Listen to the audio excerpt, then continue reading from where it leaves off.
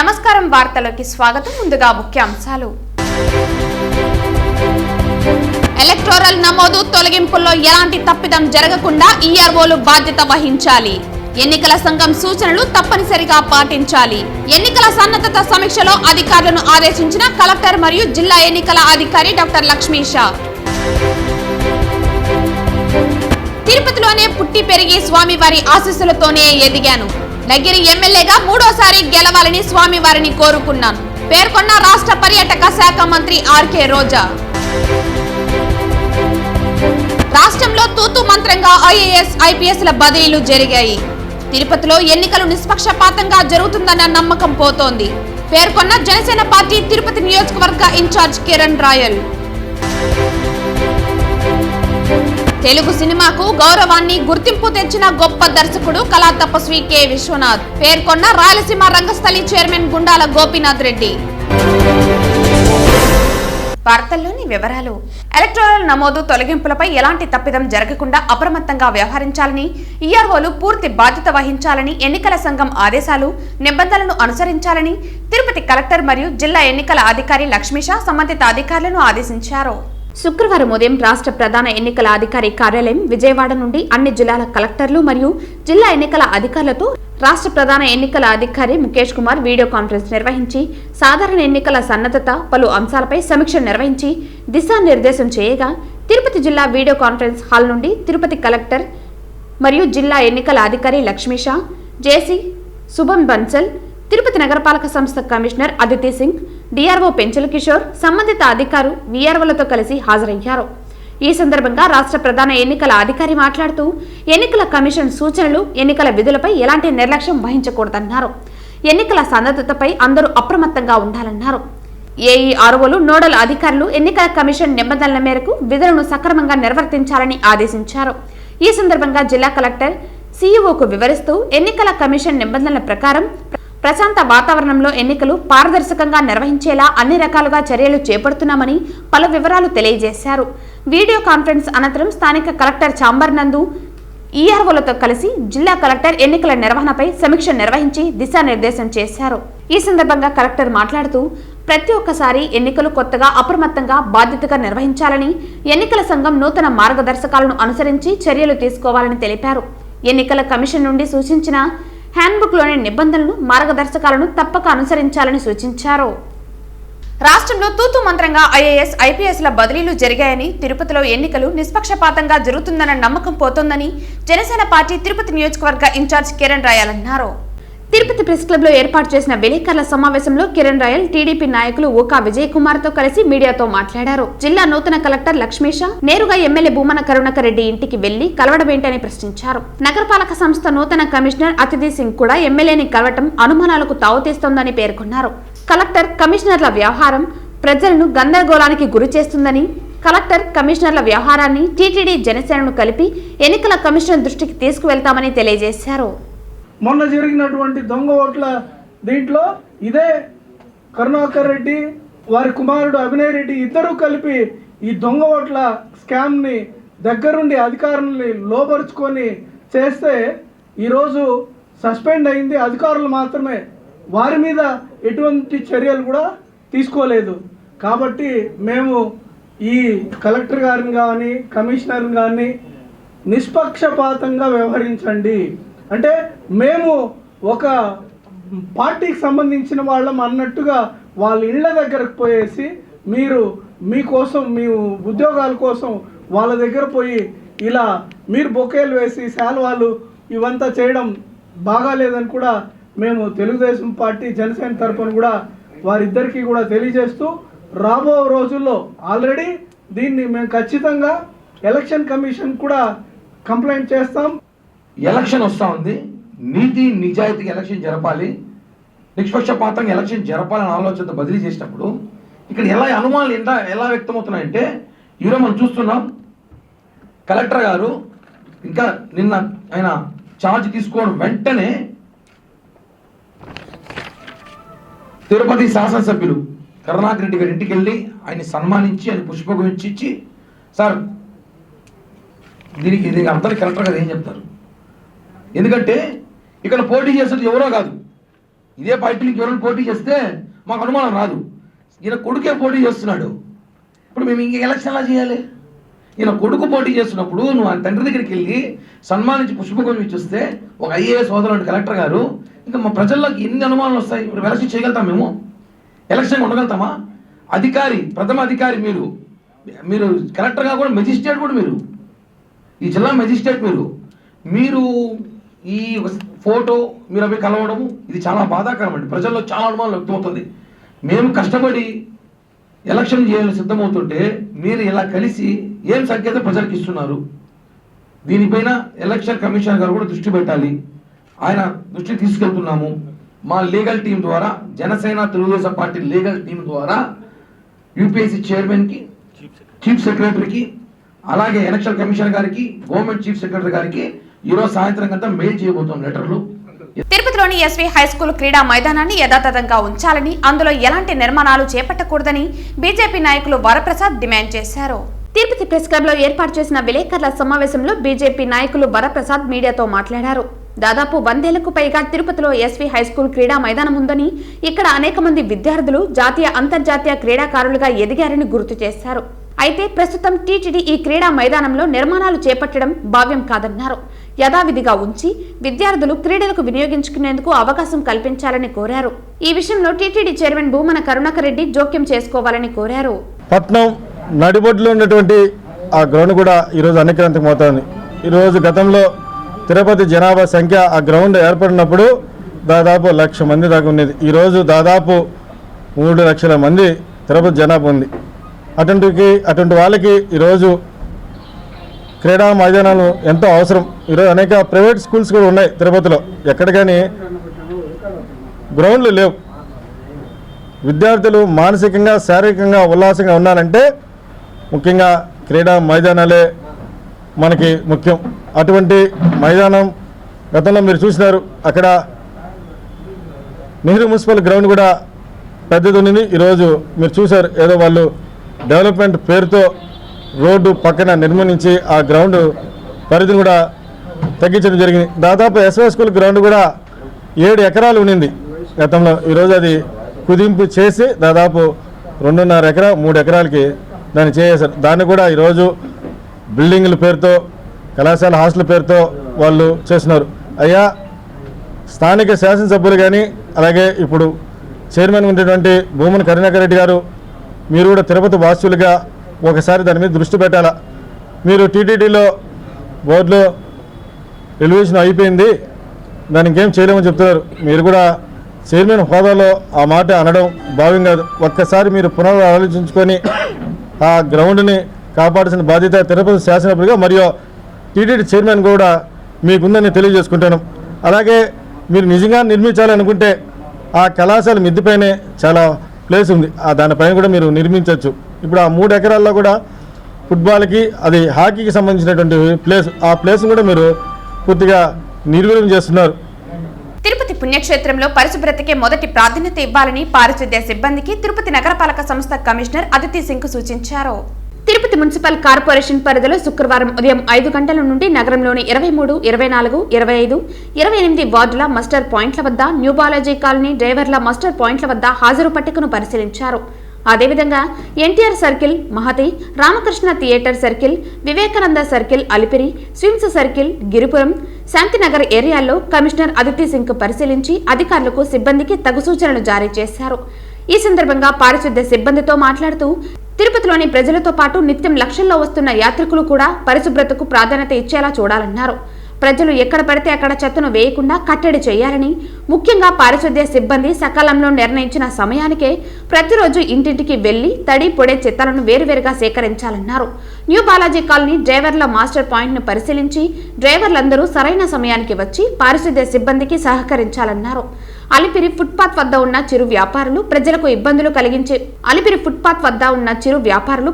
ఇబ్బందులు కలిగించేలా ఉండరాదని, నిషేధించిన కవర్లను అమ్మితే చర్యలు తప్పవన్నారు. స్విమ్స్ సర్కిల్ వద్దనున్న ఓ హోటల్లోకి వెళ్లి పరిశీలిస్తూ పరిసరాలు పరిశుభ్రంగా ఉంచుకోవాలని, ఆహార పదార్థాలు శుభ్రంగా ఉండేలా చూసుకోవాలని, మిగిలిపోయిన ఆహార పదార్థాలను తూకే వాకం ప్లాంట్కి తరలించేందుకు చక్కగా పారిశుద్ధ్య సిబ్బందికి అందించాలన్నారు. గిరిపురం శాంతినగర్లో పర్యటిస్తూ కాలువలు నిత్యం క్లీన్ చేయాలని, ఎక్కడ కూడా రోడ్ల పక్కన చెత్త నిల్వలు లేకుండా తగు చర్యలు తీసుకోవాలన్నారు. ప్రజలకు ఇబ్బంది కలిగించేలా రాష్ట్ర ప్రభుత్వం కొత్తగా తీసుకొచ్చిన భూ హక్కు చట్టాన్ని రద్దు చేయాలని కోరుతూ న్యాయవాదులు చేపట్టిన నిరాహార దీక్ష శుక్రవారం 26వ రోజుకు చేరుకుంది. రాష్ట్ర ప్రభుత్వం దేశంలో ఏ రాష్ట్రం లేనటువంటి దగాకోరు చట్టాన్ని, నల్ల చట్టాన్ని ఈ ఆంధ్రప్రదేశ్లో మాత్రం ప్రవేశపెట్టారు. ఈ చట్టం ప్రకారం ఎవరైతే రాష్ట్రంలో ఆస్తులు సంపాదించుకొని ఉంటారో వాళ్ళ ఆస్తులపైన అధికారం ఒక అధికారులకి కట్టబెట్టే విధంగా ఈరోజు ఈ రాష్ట్ర ప్రభుత్వం చట్టం తెచ్చింది. ఈ చట్టం ప్రకారం ఎవరైనా తన ఆస్తిని తన వారసులకి గిఫ్ట్ డీడ్గా ఇవ్వాలన్నా, లేదా అతనికి ఏదైనా అవసరం నిమిత్తం అమ్ముకోవాలన్నా, లేదు ఎవరికైనా అన్నదమ్ములు వారసత్వ రీతిగా బాగా పరిష్కారం చేసుకోవాలన్నా అన్నిటికీ ల్యాండ్ టైటిలింగ్ ఆఫీసర్ యొక్క పర్మిషన్ తీసుకోవాలి. మన సొంత ఆస్తి, మనం కష్టపడి సంపాదించుకున్న ఆస్తుల్ని దాన్ని అమ్మాలన్నా, ఇంకొకరికి దారాదత్తం చేయాలన్నా దానిపైన అధికారుల పెత్తనం ఏంటి? ఆ అధికారులకు ఏమన్నా న్యాయ శాఖకు సంబంధించి లేదు, న్యాయంగా వాళ్ళకి ఏమైనా చట్టాల గురించి ఏమైనా తెలుసా అంటే తెలియదు. వాళ్ళు ఎవడో రిటైర్డ్ రెవెన్యూ ఆఫీసర్స్, వాళ్ళకి అధికారం కట్టబెడుతూ న్యాయస్థానాలని పక్కన తోస్తూ, సబ్ రిజిస్ట్రార్ ఆఫీసర్ని వ్యవస్థని పక్కన తోస్తూ, ఎవరైతే అధికారంలో ఉంటారో అధికార పార్టీ నాయకులకు తొత్తుగా మారే అధికారులకి వాళ్ళకి హక్కులు కట్టబెట్టడం అనేది ఇది చాలా దుర్మార్గమైన చర్య. ఈ చర్యను నిరసిస్తూ మా తిరుపతి న్యాయవాదుల సంఘం, ప్రత్యేకించి రాష్ట్రంలో ఉన్న న్యాయవాదులందరూ కూడా గత 60 రోజులుగా వివిధ రూపాల్లో నిరసనలు తెలియజేస్తున్నాం. తిరుపతిలో ఈ రోజుకి 26వ రోజు రిలే నిరాహార దీక్ష కూడా చేస్తున్నాం. ఈ చట్టాన్ని రద్దు చేసేంత వరకు, ప్రభుత్వం దిగి వచ్చేంత వరకు రాష్ట్రంలో ఉండే న్యాయవాదులందరూ కూడా వివిధ రూపాల్లో తమ నిరసనను తెలియజేస్తారు. ఈ చట్టం వల్ల న్యాయవాదులకు ఎటువంటి నష్టం లేదు, సామాన్య మానవులకి చాలా నష్టపోయే పరిస్థితి వస్తుంది. ఎందుకంటే ఆఫీసర్లందరూ, అధికారులందరూ ఎవరైతే దీనికి ల్యాండ్ టైటిలింగ్ ఆఫీసర్లుగా నియమిస్తారో వాళ్ళందరూ ఎమ్మెల్యేలకో లేదు ఎంపీలకో లేదు అధికార నాయకులకో తొత్తులుగా ఉంటారు. వాళ్ళు నియమించిన వ్యక్తులే ఆఫీసర్లుగా ఉంటారు. వాళ్ళు చెప్పిందే వినాలి. దాని మీద అప్పీల్ పోయేదానికి కూడా లేదు. ఇక్కడ ఉండేది ల్యాండ్ టైటిలింగ్ ఆఫీసర్ కానీ ఇక్కడ చేస్తే దానిపైన రివిజన్ పోవచ్చు తప్పితే అప్పీల్ కూడా పోయేదానికి లేదు. ఫైనల్గా ఏదైనా ఆడ కూడా కమిషనర్ ఆఫ్ ల్యాండ్ రెవెన్యూ ఆఫీసులు కూడా ఏదైనా తేడాలు వస్తే ఆ తర్వాత హైకోర్టుకు పోవచ్చు. అంత లోపల ఉండే జిల్లా మఫ్షల్ కోర్టులు కానీ డిస్ట్రిక్ట్ కోర్టులు కానీ ఏ కోర్టులకు కూడా పోయే పరిస్థితి లేకుండా ఈ ప్రభుత్వం కల్పించింది. కాబట్టి దీన్ని మేము న్యాయవాదులందరూ తీవ్రంగా వ్యతిరేకిస్తున్నాం. 27 యాక్ట్ అనేది చాలా దారుణమైన యాక్ట్ అండి. అది ఎవరు ప్రాణాలు తీసుకుపోయి ఎవరి చేతుల్లో, రెవెన్యూ చేతుల్లో పెడుతున్నారు అన్నది మాకు అర్థం కాలేదు. మా మద్దతు ఫుల్ మేము లాయర్లకు అందరికి ఇవ్వాలని, న్యాయస్థానంలో జరిగే న్యాయాన్ని కూడా తీసుకుపోయేసి రెవెన్యూ డిపార్ట్మెంట్లో ఇస్తే మేము బతకాలా చావాలా అన్న నినాదంతో మేము వచ్చాము.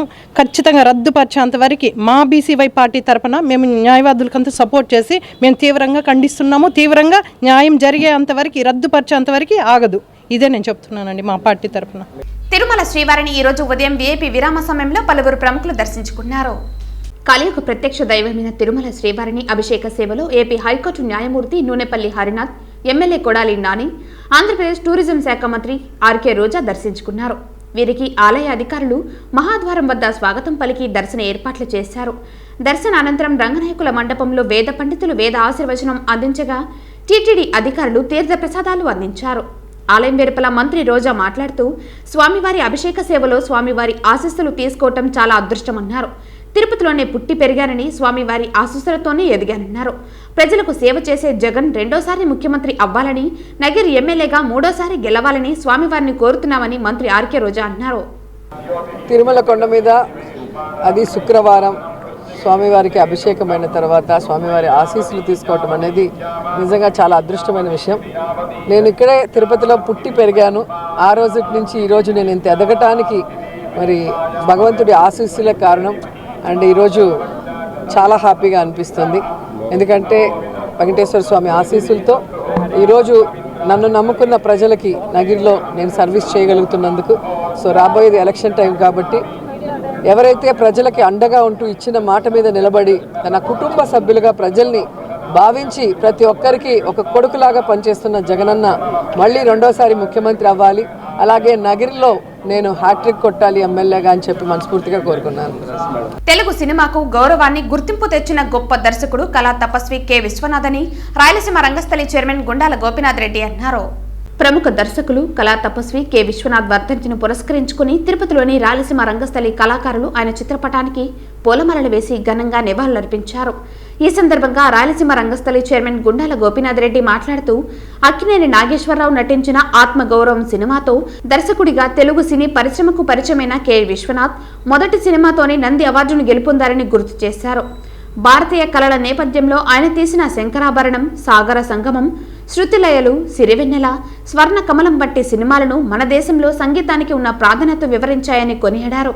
సినీ రంగానికి ఆయన చేసిన సేవలను గుర్తించి కేంద్ర ప్రభుత్వం దాదాసాహెబ్ ఫాల్కే పురస్కారాన్ని అందజేసిందని, అదేవిధంగా పద్మశ్రీ కూడా ఆయనను వరించిందని పేర్కొన్నారు. ఈ కార్యక్రమంలో రాయలసీమ రంగస్థలి చైర్మన్ గుండాల గోపీనాథ్, రంగస్థల సభ్యులు సాంబోల హరినాథ్, మల్లారపు రవిప్రసాద్, తొండమనాటి సుబ్రహ్మణ్యం రెడ్డి తదితరులు పాల్గొన్నారు.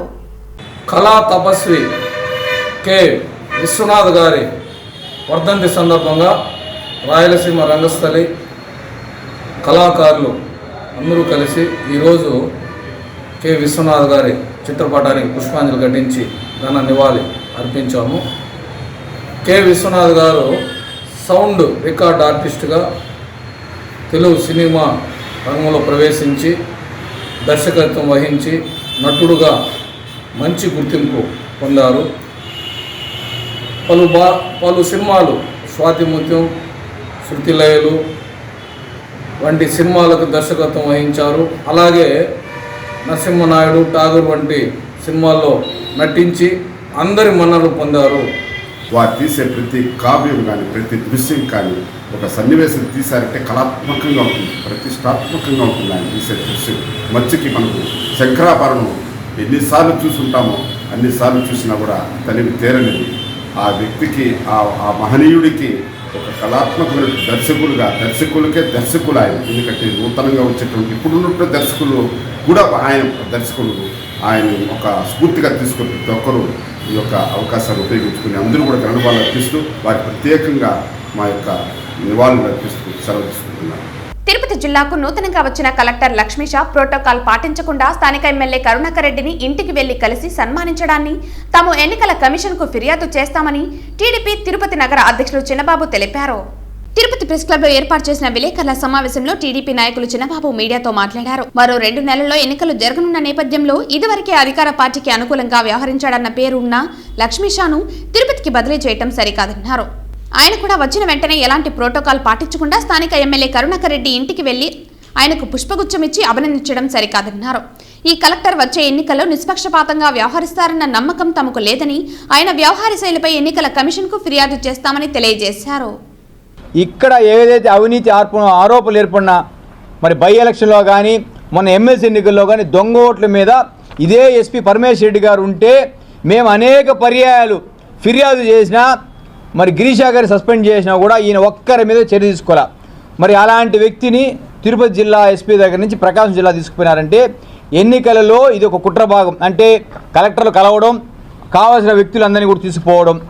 ఇక అదేవిధంగా తిరుమలలో జగన్మోహన్ రెడ్డి అనే ఒక సిఐ, ఆయన 3 సంవత్సరాల తర్వాత ఎవరైనా రిలీవ్ అవ్వాలి, ఆయన్ని తిరుమలలోనే నుంచి కిందకి దింపి తిరుపతిలో ఉంచాలని ఒక ప్లానింగ్తో ఆయనకు ఒక చోట పోస్టింగ్ ఇచ్చారు. ఎవరైనా కనిపెడితే వాళ్ళకి 1116 నేను ఒక ప్రకటన చేస్తున్నాను.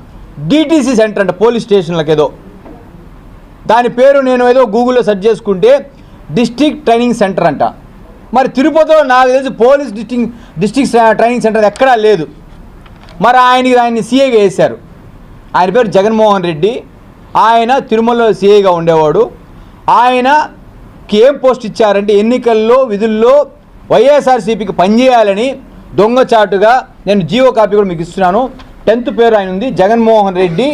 ఆయన పేరు తిరుమల 1 టౌన్ పోలీస్ స్టేషన్ నుంచి transfer into DTC Tirupati district training centre అంట. మరి మీకెవరైనా మీడియా మిత్రులకి మీరు పొద్దున్న లేచి సమాజం కోసం పరిగెత్తా ఉంటారు. డిస్ట్రిక్ట్ ట్రైనింగ్ సెంటర్ అనేది ఏదైనా ఉందా? దానికి సీగా వేశారంట. అంటే ఎక్కడ పోస్టింగే లేదు, పోలీస్ స్టేషనే లేదు, ఆ ట్రైనింగ్ సెంటరే లేదు. మరి ఈయన ఎందుకు తీసుకొచ్చి పెట్టారు? భారత రాజ్యాంగం ప్రకారము డాక్టర్ బిఆర్ అంబేద్కర్ రచించిన రాజ్యాంగం ప్రకారం పరిపాలన చేయాలంటే అది ఎప్పుడో పోయింది, అటకెక్కేసింది. ఈ విధంగా అరాచకాలు సృష్టిస్తూ ముందుకు పోతున్నారు. దయచేసి ప్రతి ఒక్కరు కూడా కనుక్కొని అప్రమత్తంగా ఉండి వీళ్ళని భవిష్యత్తు ఎన్నికల్లో కూడా మనం బయటకు పంపించకపోతే క్రమేపీన 4 ఉద్యోగాలు 40 అవుతాయి, 400 అవుతాయి, 4000 అవుతాయి. అరాచకాలకి తిరుపతి కేర్ ఆఫ్ అయిపోతుంది. శుక్రవారం తిరుపతి మహతి ఆడిటోరియంలో అకాడమీ హైట్స్ 12వ వార్షికోత్సవాన్ని ఘనంగా నిర్వహించారు. ఆ విద్యా సంస్థల అధినేత హింసాగర్ మాట్లాడుతూ 12 సంవత్సరాలు ఆదరిస్తున్న తల్లిదండ్రులకు కృతజ్ఞతలు తెలియజేశారు. విద్యార్థులకు నేటి పోటీ ప్రపంచానికి తట్టుకునేలా విద్యా బోధను అందిస్తూ వారి ఉన్నత శిఖరాలను నిరంతరం తమ ఉపాధ్యాయ బృందం కృషి చేస్తోందన్నారు. వారిలోని సృజనాత్మకతను వెలికి తీసేందుకు క్రీడలు, ఇతరత్ర కార్యక్రమంలో వారిని ప్రోత్సహిస్తున్నామన్నారు. అందులో భాగంగా ఈరోజు ఏర్పాటు చేసిన సాంస్కృతిక కార్యక్రమంలో విద్యార్థుల ప్రదర్శన అందరినీ ఆకట్టుకుంటుందని తెలిపారు. ఈ కార్యక్రమంలో అకాడమీ హైట్స్ ఉపాధ్యాయులు, విద్యార్థులు, వారి తల్లిదండ్రులు పాల్గొన్నారు. Happy evening everyone. ఈరోజు 12th annual day function Bachpan and academy height school bypass నుంచి మహతి ఆర్టిస్ట్లో ఘనంగా చేయడం జరిగింది. ఆల్మోస్ట్ పిల్లలు 40 days ప్రాక్టీస్ చేసి 70 సాంగ్స్ పర్ఫామ్ చేశారు. స్పెషల్ ఎఫెక్ట్స్గా మేము మ్యాజిక్ షో, కార్టూన్ క్యారెక్టర్స్ అన్నీ పెట్టాము. మార్నింగ్ 9 నుంచి ఈవినింగ్ 7 వరకు ఈవెంట్ సక్సెస్ఫుల్గా జరిగింది. ఇది కోఆపరేట్ చేసిన పేరెంట్స్కి, మీడియా మిత్రులకి, మా స్టాఫ్కి అందరికీ కంగ్రాచులేషన్స్. ఫిబ్రవరి 16న తిరుమలలో రథసప్తమి పర్వదినాన్ని ఘనంగా నిర్వహించేందుకు భక్తులకు ఎలాంటి అసౌకర్యం కలగకుండా విస్తృతంగా ఏర్పాట్లు చేసినట్లు టీటీడీ ఈవో ఏవి ధర్మారెడ్డి తెలిపారు.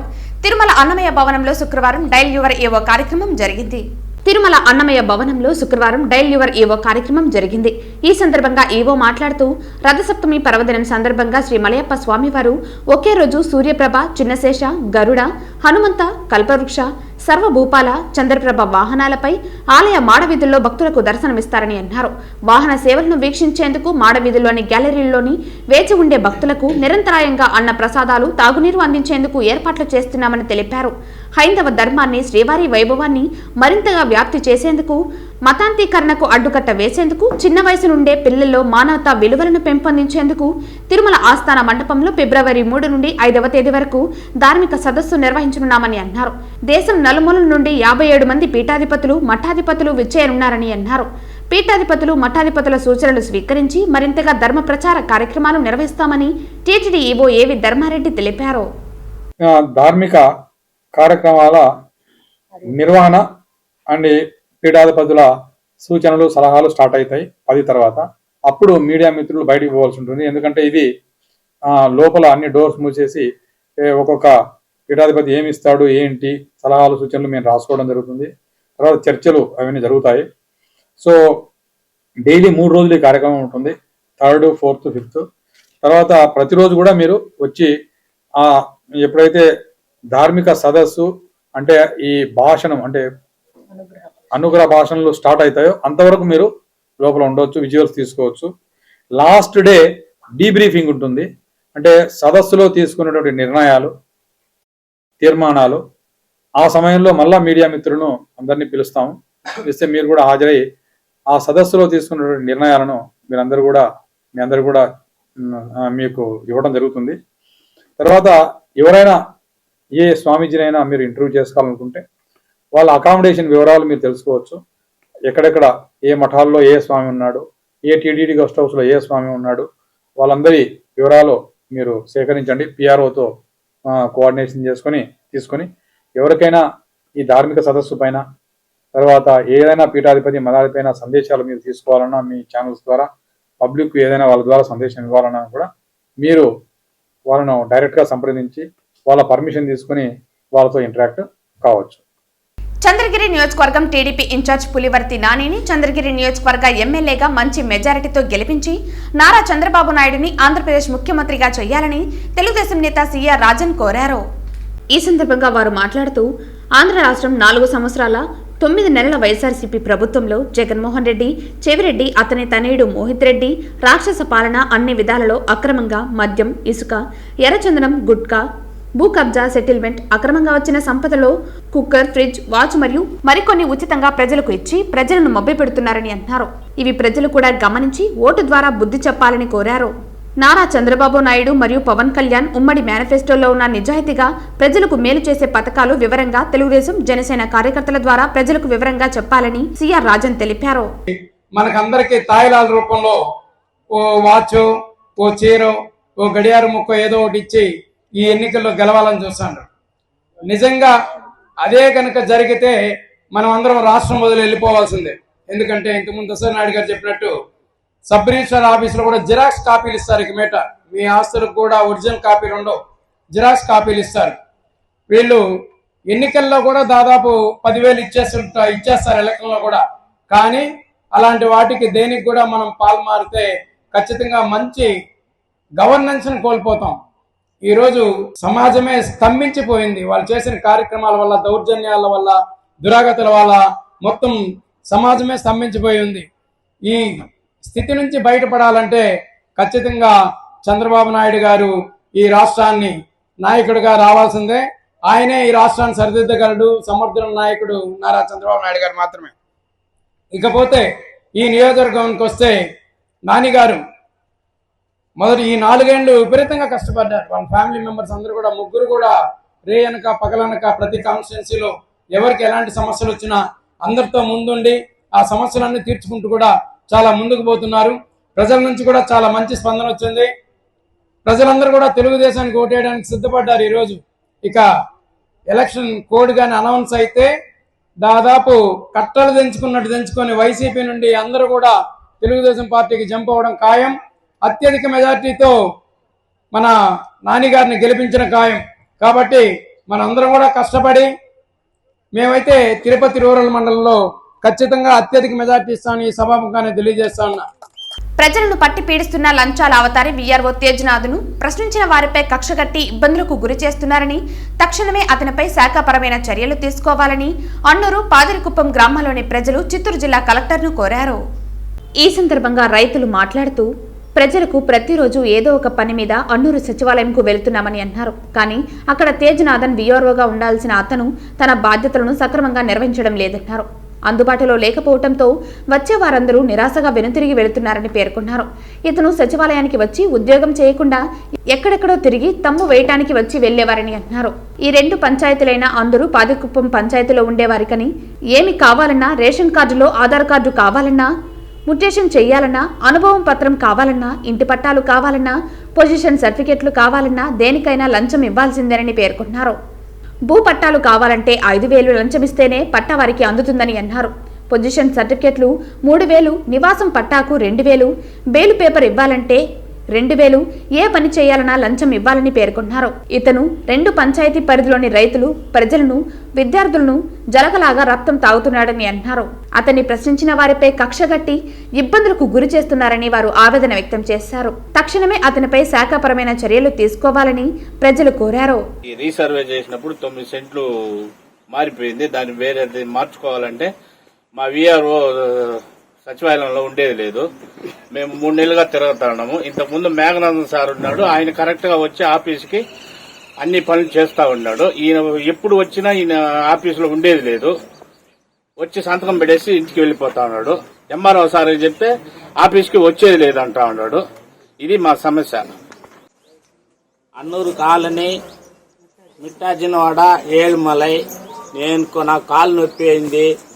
ఈ మాదిరిగా నేను సార్ సర్పంచ్ కూడా చెప్పినాం పింఛన్ పట్టనంటే ఆయన ఆడికి పో, ఆఫీస్కి పో, ఆడు పెడతానని చెప్పినారు. ఆయన వీఆర్ దగ్గరికి వస్తే వాళ్ళు డబ్బులు అడుగుతారు. సార్ మేము లేని వాళ్ళు మేము యానించి ఇచ్చేది, మేము అది అట్టనేసి వచ్చిపోతున్నాను. ఇప్పుడు 4-5 సార్లు వస్తే కూడా ఆయన కనపడేదే లేదు. ఇప్పుడు 2 నెలలు 3 నెలలుగా కూడా చూస్తున్నాం సార్, అది కనపడేదే లేదు. పొంగునూరు విద్యానికేతన్ జూనియర్ కళాశాలలో విద్యార్థిపై విచక్షణ రహితంగా ప్రిన్సిపల్, లెక్చరర్ దాడి చేశారు. విద్యార్థి అఫీజుల్లాకు తీవ్ర గాయాలు అవగా తల్లిదండ్రులు పొంగునూరు ప్రభుత్వ ఆసుపత్రికి తరలించారు. నా బిడ్డ హాఫీజుల్లా విద్యానికేతన్ కాలేజీలో ఫస్ట్ ఇయర్ చదువుతున్నాడు. బుక్స్ ఏమో తీసుకొని రమ్మని చెప్పినారు. అది బయట అడిగితే 100 రూపీస్ ఉంది. వీళ్ళు స్కూల్లో అంతా 500 వసూలు చేస్తూ ఉన్నారు. ఎందుకు సార్ 500 నేను 100 రూపాయలకే తెచ్చుకుంటాను అంటే, ఎగ్జామ్ రాండేది ఈరోజు అని చెప్పి బెదిరించినారు. ఎగ్జామ్ నువ్వు ఈడే తీసుకోవాలా అని చెప్పి, లేదు సార్ నేను బయట తీసుకుంటాను అన్నాడు. అందువల్ల బయట వచ్చేస్తా అంటే ఇంకొకసారి లోపల పిలుచుకొని పోయి, రేపు మేము చెప్పినట్లేనలా ఇక్కడ మాదే రాజు అడిగేది అని చెప్పి బాగా పట్టుకొని బాగా కొట్టేసినాడు సార్. వానికి కంటికి బాగా దెబ్బ తగిలింది, ఒళ్ళంతా గాయాలైనాయి. మళ్ళీ బట్టలన్నీ చించేసినారు. మళ్ళీ ఇట్లా జరుగుతా ఉందని వాని తమ్మునికి చెప్పే కొందరికి వాని తమ్ముడు కూడా వచ్చి నా ముందే నేను మాట్లాడతామని చెప్పి వాని తమ్ముడు కూడా పట్టుకొని కొట్టేసినారు. 2 పట్టుకొని కొట్టినారు, బాగా కొట్టినారు. అందువల్ల మాకు న్యాయం చేయాలని కోరుతున్నాం. Vidyanikethan college, Madanapalli road, Punganur.